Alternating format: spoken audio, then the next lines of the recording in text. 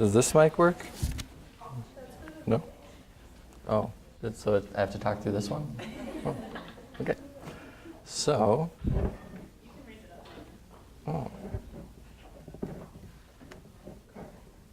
I feel like it's going to break off. Maybe I'll hold it.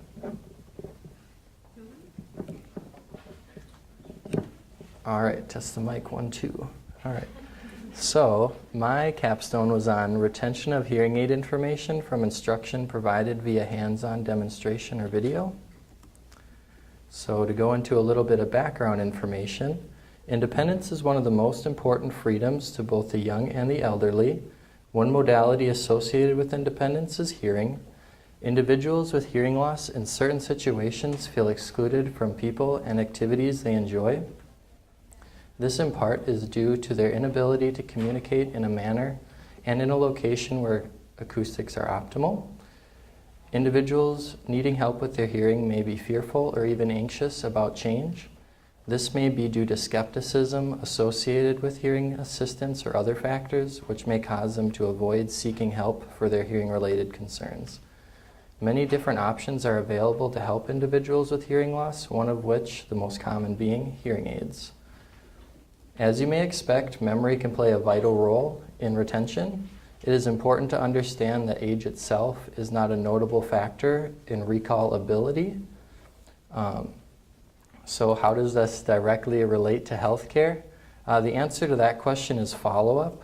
The ability for a patient to hear and remember crucial information during a healthcare appointment is directly related to the patient's ability to follow through with those recommendations and have overall satisfaction with the clinical experience.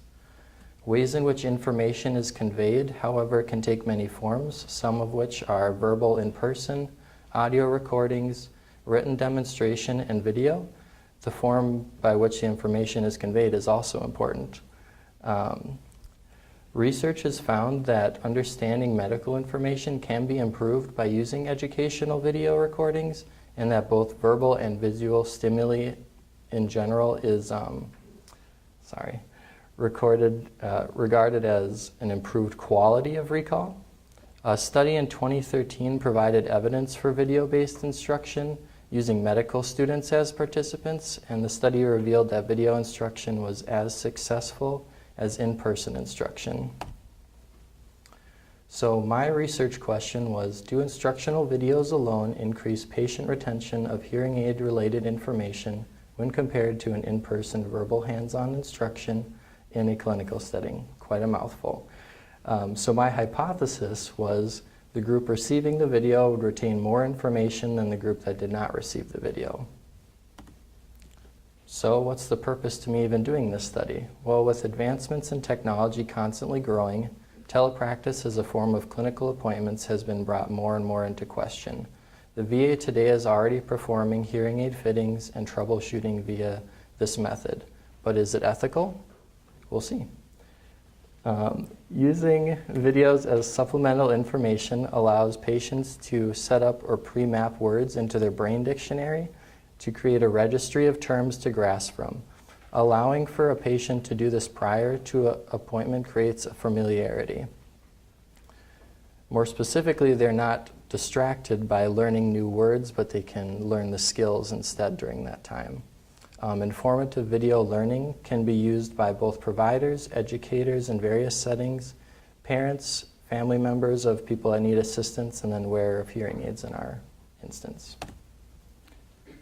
So my participants were all over the age of 18. They reported that they were without a learning disability and that they had never been fit with hearing aids before. I had a total of 20 participants. Most of them were female, and most of them were between the ages of 18 and 22. So what was the method to my madness?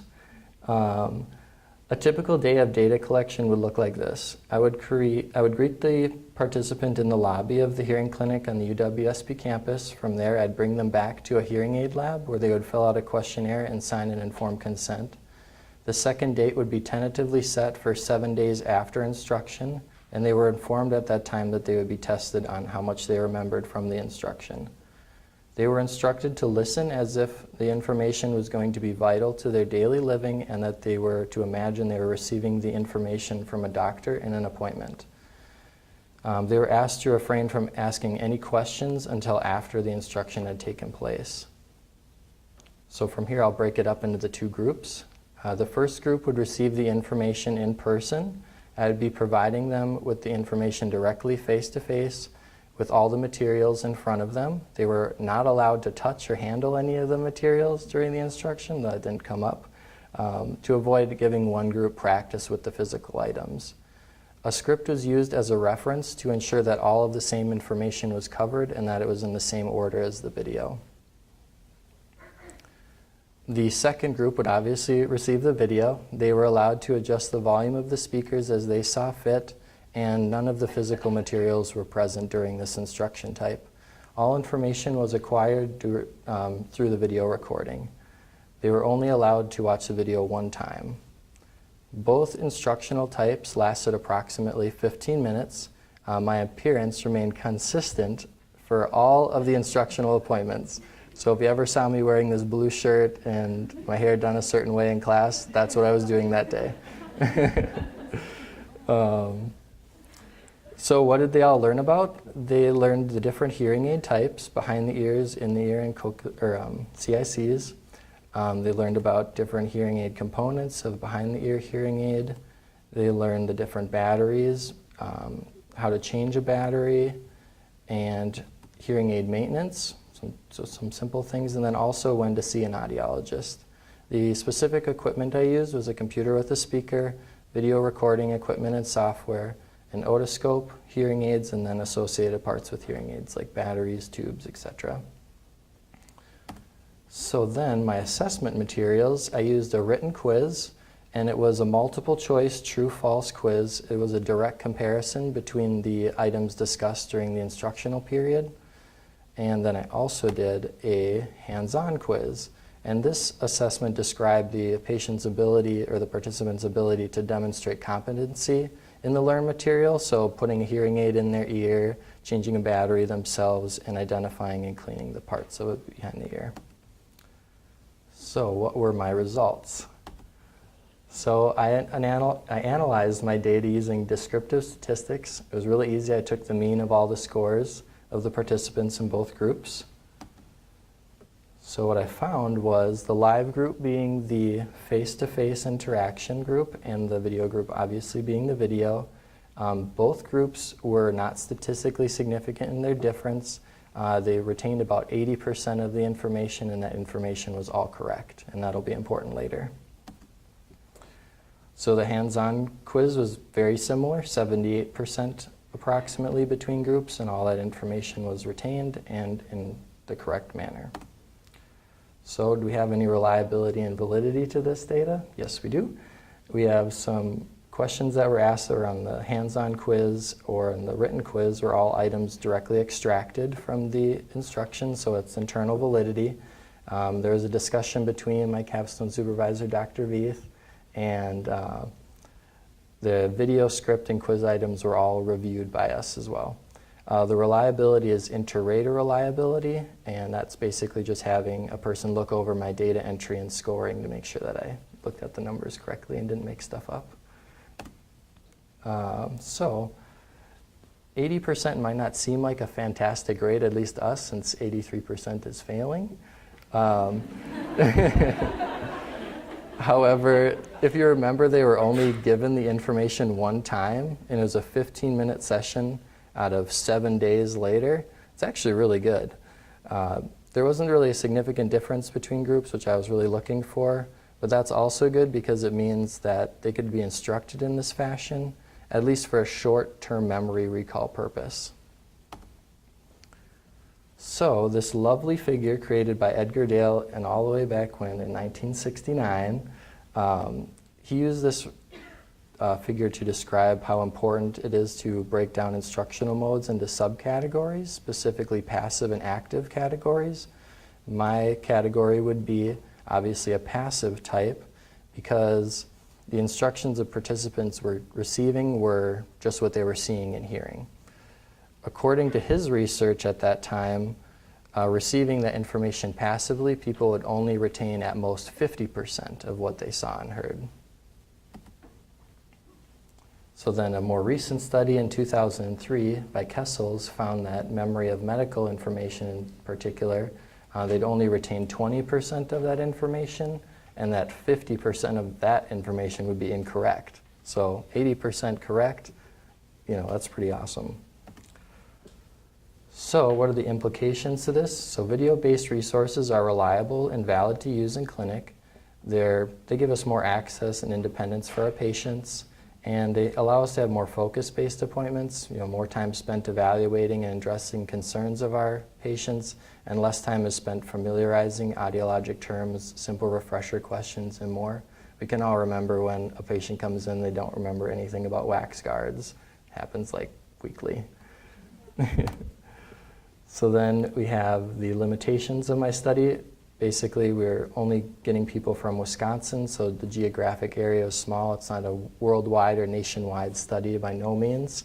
It was a simulation, meaning that the participants didn't have any true ties to learning the information, so they weren't a real person seeking services, even though they were asked to imagine that they were. The sample size was very small, only 20 people, and then we didn't really know what their prior knowledge was in relation to hearing. But we did get kind of a holistic idea of their experiences based on a rating scale on my personally made questionnaire. So where does future research lead? Pre-hearing aid fit video introduction could be used, and I hope to implement this when I go off campus into externships. So provide the video to a patient and prior to their hearing aid fitting so they can review it. Usually takes about a week for a hearing aid to come in anyway. And then just give them a questionnaire afterwards if they felt like the appointment was better or whatnot. Similar research design with a larger, more age-specific and ethnically diverse population base, and pre- and post-assessments.